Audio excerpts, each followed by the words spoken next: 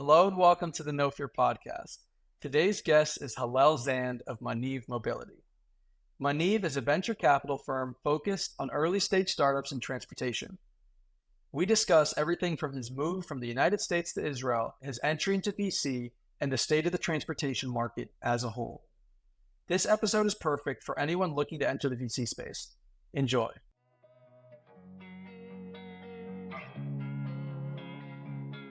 Welcome to the No Fear podcast with your hosts, Noah and Ophir, where we sit down to discuss the journeys of accomplished young professionals who have taken action towards manifesting a career and a life that go far beyond the ordinary. Each week, we bring to you a young professional currently achieving success in entrepreneurship, STEM or other forward-thinking, innovative sectors. Please enjoy today's episode of the No Fear podcast, brought to you by House & Hughes, shophouseandhughes.com. The perfect destination for thousands of curated wall art designs.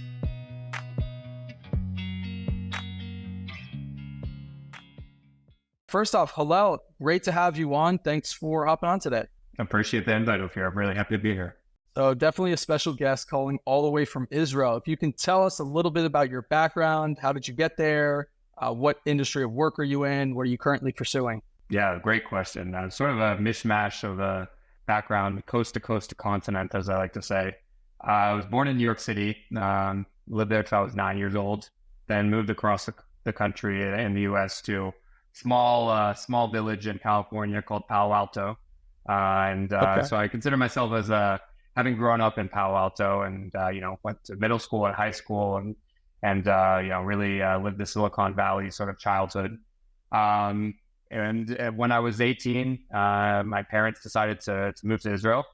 And with my younger brother at the time, back in 2014, I came here and did a gap year. Then went back to the States, went to Washington, D.C. to study my undergraduate degree, studied international affairs and economics. The whole story about, my interests and the road I took in college and how different it is from where I am now. And had a lot of different sort of interests and internships in my college days that I think really led me to where I am now. Yeah, so I went to the GW, worked in Washington D.C. for a year, and then the COVID-19 pandemic started, and like a lot of people around the world, I think it forced them to take a sort of pulse check of where they are in their life and what they want to do next and the things that are important to them. And it was then about maybe 3 weeks after the pandemic started that I decided that I was going to move to Israel and join my family here. So that was back in summer of 2020, August 2020. I moved to Israel, to Tel Aviv. So I've been here for almost a little over 3 years now. First 2 years I was here, I worked at a GovTech software startup, an early stage startup here in Tel Aviv. And for the past year, I've been on the investment team at an early stage venture capital fund here in Tel Aviv called Maniv Mobility, where we invest in everything that has to do with the movement of goods and people and all the technologies that enable those industries and processes all over the world. So that's where I am today, and I'm really excited to be here. So I had seen on your profile that you were listed as an investment associate. So what exactly does an investment associate do? Venture capital funds, everyone is sort of structured differently. The typical sort of structure is there'll be a partners, who are sort of run the fund and are sort of the, sit on boards and, take responsibility for fund management and all that. So that's partner, principal level. Analysts and associates were really the first line of defense when it comes to the investment process, the deal flow process, as we call it.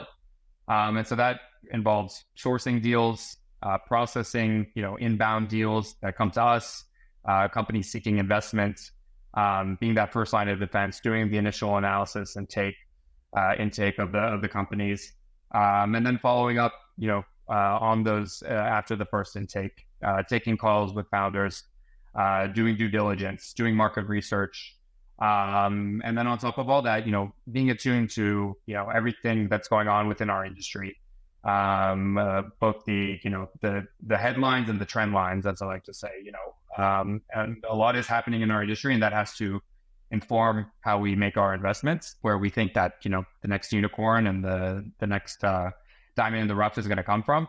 So a lot of that is also just keeping our, ear to the ground and understanding what's going on in the industry and networking, with other investment professionals from all across the world, early stage, later stage, both within, my sector and the mobility sector, but also, generalist VCs as well. That's also a huge part of my day to day as well. So we actually do have some viewers who have started their own businesses that have raised capital, whatever it may be. What does Maniv particularly look for as good investment candidates? I mean, I think there's one thing to keep in mind as well. You talked about, viewers who have started their own businesses. And first of all, that not every business, will go on a venture track. Not every business that somebody starts, should, raise venture funding. And that might sound harsh, but it's really in the best interest of the founder. Going on a venture path, is a specific type of creature. In fact, most businesses in the US that are, people start on their own aren't even funded by, venture dollars. They're funded by loans from the bank, from friends and family, from, founders bootstrapping, from putting their own money into their business. So what we're looking for in the business, in a startup, I mean, I think there's a few things. First of all, we're an early stage investor. That means we're typically getting in around seed, a seed round, and that's typically when a company doesn't even have revenue. So we're really, looking for ideas that are capturing niches within the market that can become huge businesses. And another thing to keep in mind when understanding VC is that, the companies that a VC fund invests in is also a function of the size of the fund, and how much capital that they put into each company. So we're really looking for companies that have the potential to become billion-dollar plus companies, and with stellar founders that have experience and expertise that they that prove that they have what it takes to take that company to become a billion-dollar plus company. And we're looking for the places that aren't necessarily the most intuitive. I said we're looking at the headlines and the trend lines, but we also I think the sign of what makes a really good VC fund is for investing in places where other people aren't looking, and that's something that's very hard to do. But we're looking for those niches, those places that are overlooked, those technologies that are underlooked, and trying to provide value add to those businesses in the best way that we can. I find that very interesting because you mentioned that you guys are investing generally at the seed round. So how do you generally, with innovative technologies, realize if a company has product market fit or not, especially if it's a very new technology? Yeah, that's a really great question, because I think that at seed, you can't expect a company to have product market fit. That's usually only later on. I like to say that, if a company sends a deck that says we've achieved product market fit, that's usually a signal that they haven't achieved product market fit. Show not tell. Understanding whether a company has the potential to achieve product market fit is a function of, our analysis of the company. But more importantly, I think tapping our network within the broader, mobility ecosystem and all of the stakeholders that, will benefit from that startup's work. And that's part of the due diligence process, doing interviews of stakeholders and potential customers, understanding whether, this is a solution for a problem or a problem in search of a solution, because those are very different things. And sometimes we see, solutions that startups are, offering for a problem that, maybe it's a small pain point, but it's not as huge as they think it is. It's not, something that consumers or businesses will be willing to pay significant money for. It might sound surprising, but at seed stage, most companies don't have product market fit, and they're still in, very much the infancy stages of their journey. So you come from an international affairs background. It's my understanding that's what you majored in college. Now, I want to then talk about Israel's role in the transportation space. What comes to my mind in terms of transportation from Israel, technology such as Mobileye, and then even large freight carriers such as Zim. So what in your eyes is the role of Israel in the transportation space? I think Israel, plays a very central role, but it's not the be all and end all. I think, what Israel brings to the mobility and the broader transportation space that, other geographies don't, is a very deep technical understanding of the industries that they work in. And that's a function of, as is well known, Israel's human capital that derives from Right. IDF experience and a really great education system here, creates really, really brilliant founders with amazing ideas and a very deep technical understanding. And that's why you see some of the best technical software and deep tech startups coming out of Israel. I think that Israel's played, important role in the trajectory of sort of that deep tech aspect of the transportation ecosystem. You mentioned Mobileye. There's a number of, really great LiDAR companies that have come out of Israel, as well as cybersecurity companies in the automotive space, a couple of which are in our portfolio. We can mention Waze also as a hallmark of, the Israeli mobility startup ecosystem. And I think Israel was at the forefront of, the autonomy, developing autonomy technologies for vehicles. And, that's still the case. We still have a lot of really great companies here that are contributing to the broader mobility world in a whole, host of ways, and not just on the automotive side, also in maritime and aviation. You mentioned maritime, but also on the deep tech side, in energy tech, from hydrogen to battery tech. There's a lot of really great companies also providing mobility services. Also Via, which is a great company here in Israel, doing a lot of really great things in the mobility services and fleet side of things. So I still think that, Israel is playing a very powerful role. But I think the important thing to keep in mind when talking about the mobility world is that, our job is to invest in the movement of people and goods. And that involves the movement of people and goods all around the world. And because of that, there's really great technologies coming out from all over the world, be it, in Europe, North America, Israel, but also, East Asia, even Africa and Latin America, that we, evaluate companies on a daily basis from all those geographies. And I think there's really interesting stuff coming out of, places all over the world. But Israel's obviously at the forefront of the deep tech and really technical side of things, given its, niche in that space. Obviously, Israel in the last 60 years has had a transformative economy, going from the founding of the state to what it is now, and then the human capital that has been developed there. So a country that's had a very different approach, but also is having a rising impact on the international scene, is obviously China. Now, I read somewhere about a couple weeks ago that China in 2022 actually surpassed exports of vehicles, surpassed Japan in that regard. Now, I think the United States has a 28% tariff on Chinese car exports into the country. But I was recently in Turkey, in Jordan as well. And the Chinese car market there is, to what I saw, booming. You see dealerships all over, whether it's BYD or Rowi, I think it's pronounced. And then right after seeing that, I actually traveled to China, and you start to see that basically every car on the road is either a Tesla or some brand that, as an American consumer, you've never seen before. So I did see your LinkedIn post in the last couple of days where you actually discussed about the Chinese government subsidizing the Chinese vehicles in order to allow them to compete strongly, especially in the European market. Now, how do you feel is China's role in the transportation market? Do you feel that they're an unfair player considering the subsidies? Do you feel that they're a big innovator? How do you look at them moving forward? I think all of the above. And, I'd also like to add Israel to that list of, countries where Chinese EVs are really making a dent. More than 75% of EVs sold in Israel so far this year have been from Chinese brands. And China's actually using Israel. I did not know that.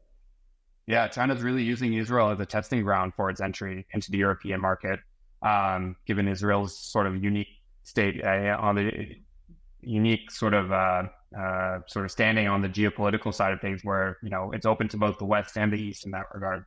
I think China, the rise of Chinese EVs and these Chinese brands is a case study in what strong national industrial policy does. And that's something that's only possible in a political system such as China's, where, the full force of the state can be put behind massive pushes in certain industries. And we've seen that throughout China's history. And, it was a little over a decade ago that, China decided to really make a push in the EV space.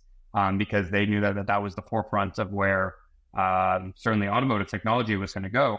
And you're right about all these brands that we've seen pop up, over the past few years that 5-10 years ago didn't even exist and nobody had even heard of. And now BYD stands for Build Your Dreams. You see it on the back of these cars here in Israel.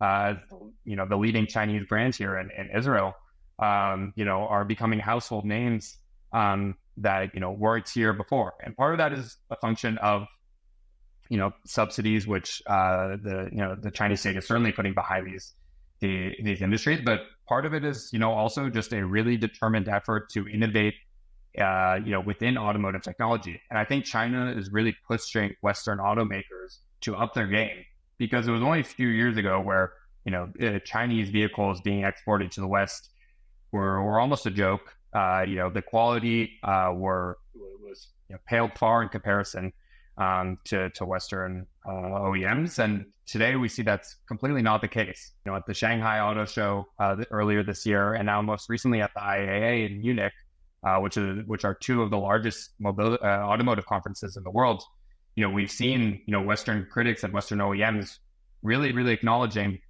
just how impressive and improved the quality of Chinese vehicles are. And I think if there's anybody that's understanding that EVs are not just a transportation form factor, but are really computers on wheels that provide a whole host of services beyond just a propulsion system, it's the Chinese brands that have really understood that. And I think they're making legacy brands both in Europe and North America completely reimagine both their design and vision for what their vehicles look like, but also their supply chains and where they source materials. And that's also an issue because China processes rather the overwhelming majority of minerals that are required for EV batteries. Even though raw minerals that are critical for EV batteries, to lithium-ion batteries and NMC batteries, aren't mined in China. More than 3/4 of all of those minerals are exported to China, processed in China and refined in China before being turned into battery cells at production facilities all around the world.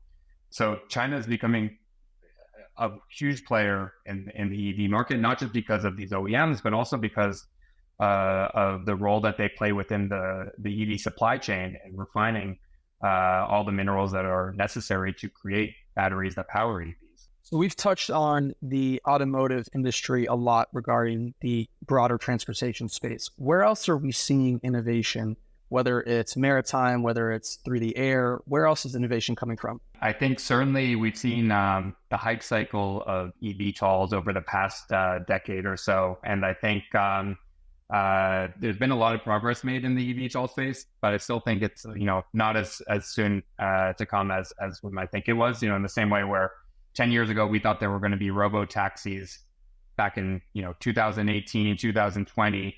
That didn't pan out. I think that's the same with eVTOL. It's going to take a bit of a while to get there, but I think we're seeing a lot of really great innovations on the deep tech side of the transportation space, be it in battery technology on all sides of the value chain, from mineral procurement and refinement, but also in the BMS system, the battery management systems, to make batteries more efficient and preventing them from catching on fire through thermal runaway events, and then all the way to I think what is even more critical of a part of the supply chain for batteries is the recycling side. I think a number of studies have shown that there isn't enough even raw minerals to produce the amount of batteries needed for global society to undergo the energy transition. And so we're going to need to recycle the minerals that are, the components of batteries to be able to reuse them for second life purposes and third life purposes and so on. So we're seeing a lot of really great technology come out of battery tech as well. I think some of on the other side from the, not on the deep tech side of things, a lot of what we're seeing that's really interesting to us is on the supply chain and software side of things in the mobility ecosystem, both when it comes to mobility form factors, but also, just everyday goods, making it more efficient for goods to move from point A to point B, providing greater transparency and visibility, really innovative business models, leveraging arbitrage between the different parties involved in every transaction across the supply chain. We're seeing a lot of really great innovative business models on that front as well. And I think that, the future is really bright for the mobility sector. I think what's really, what I find, and I'm biased, but what I find really interesting about mobility is that, it's not, there are hype cycles within mobility. I talked about eVTOLs and autonomous driving and all that, but within a tech sector, mobility is pretty immune to hype cycles.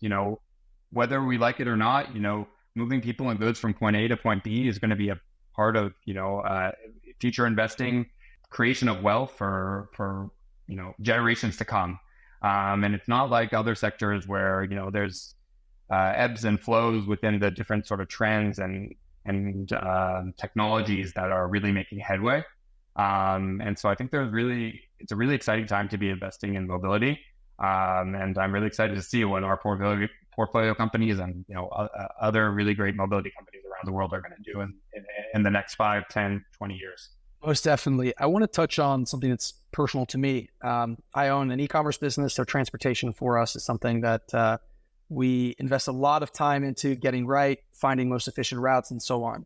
So one of those issues that we've come by, obviously, is the large footprint that we have relating to maritime. So we contract with CMA, Maersk, Zim a number of times as well. So a number of these boats can at times carry several thousand containers, and these boats are massive, hundreds of millions of dollars in worth. Now, is there any innovation in the maritime space there at all? Would it be faster boats, better engines? Is there any electrification there? I know that right off the top of my head, you've had Flexport take innovation into its hands for freight forwarding, but it's not so much as the actual mode of transportation itself. I think it's great that you brought up maritime, because maritime is a beast within itself as an industry. And I think that there are a lot of challenges unique to the maritime industry that we can't think of in the same way as when we think of land transportation and aviation. I think everyone can agree that that's going to be one of the hardest industries to decarbonize. As you said, some of these container ships can contain tens of thousands of containers. And there's so many different parts of, the maritime value chain. It's not just, the journey itself and making sure that it runs on proper fuel and, it's running at capacity and all that. But then there's port operations. That's the seaside, land side of things as well. And so we're looking at a lot of technologies that are helping ports operate more efficiently. We all saw those pictures from, back in the COVID pandemic of, the ports in Long Beach and LA with, literally PTSD whatever from that.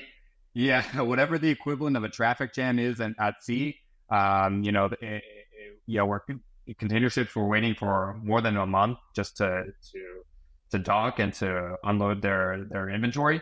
That's a huge part of the maritime industry that, I think technology will also play a really great role in making more efficient, be it on, software that enables scheduling and docking more efficient, but also, introducing autonomy into the port tech stack, from autonomous cranes to autonomous trucks, in improving rail systems at ports.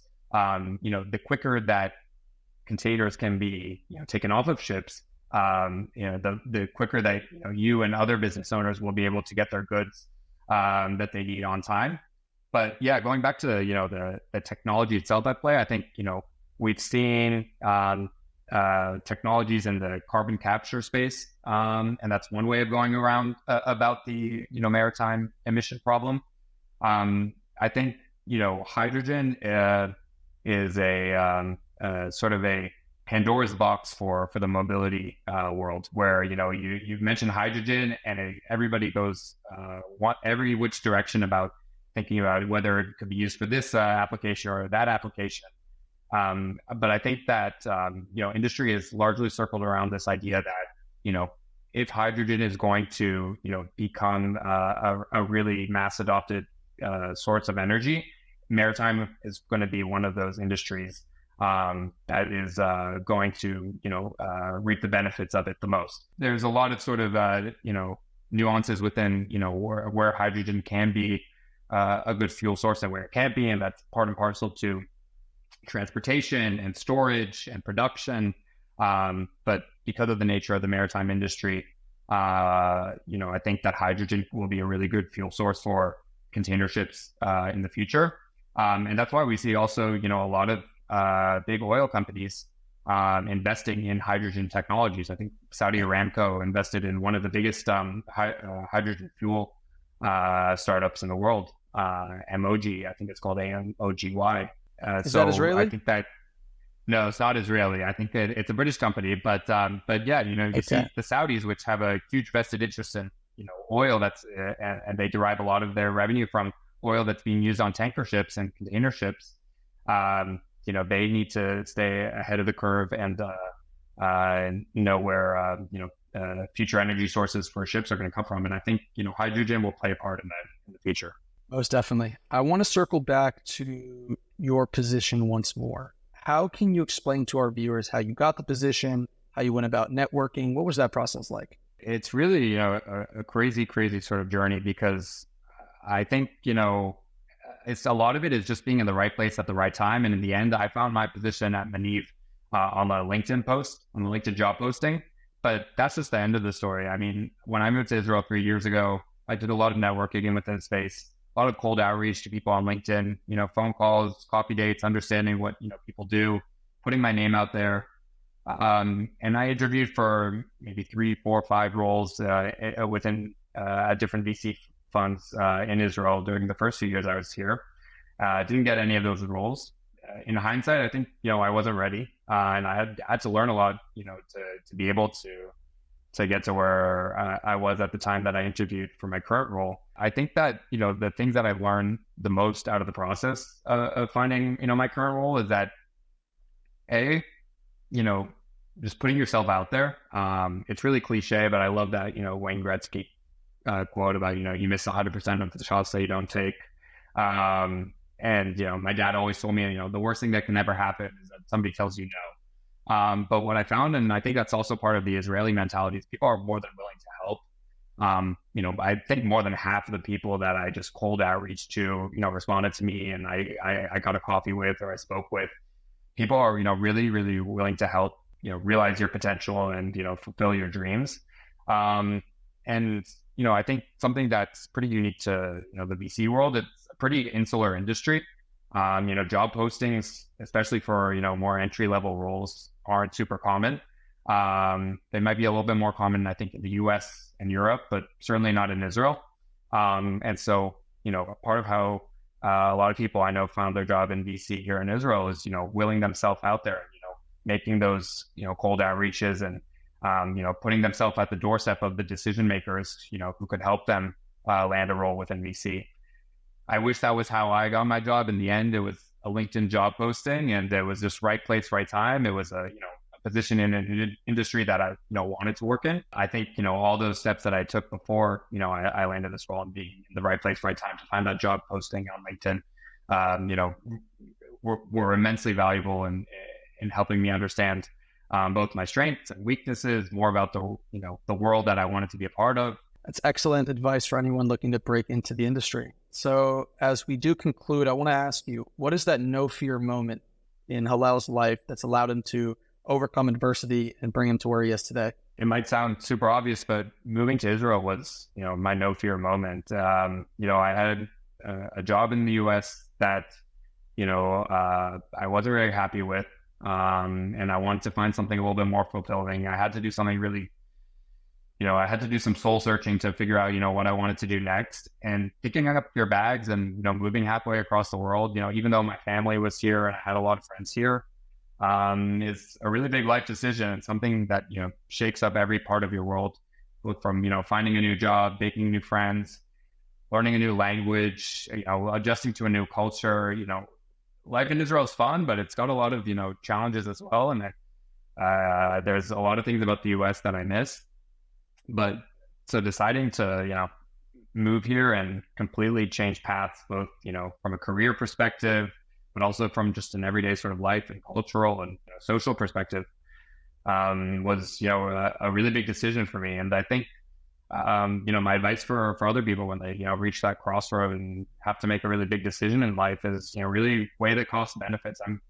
I studied econ. I'm a big cost benefit analysis person, and I literally wrote out the pluses and minuses of that decision of, what would be good about moving to Israel and, what wouldn't be, and what would be good about staying in the US and what wouldn't be.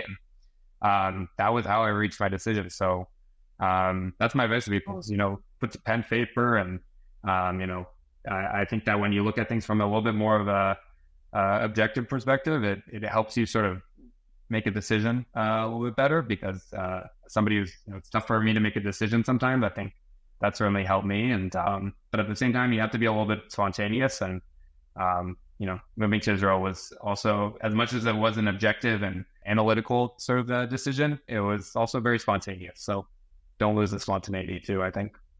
Well done. If any of our viewers want to reach out to you, how should they find you? Find me on LinkedIn, my favorite social media network. A little bit active on Twitter as well. You can also find me on Instagram, but also find me via my email, hillel@maniv.com. You can go to our website, maniv.com, to learn more about what we do. Awesome, Hillel. Thanks for hopping on. Thanks, Ophir.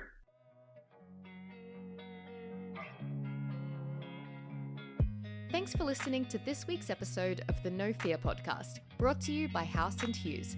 For more information about our show, visit thenofearpodcast.com. If you enjoy this podcast, be sure to subscribe on Spotify, Apple Podcasts, and YouTube. You can also connect with us on LinkedIn, Instagram, Twitter, or TikTok for insights into future episodes.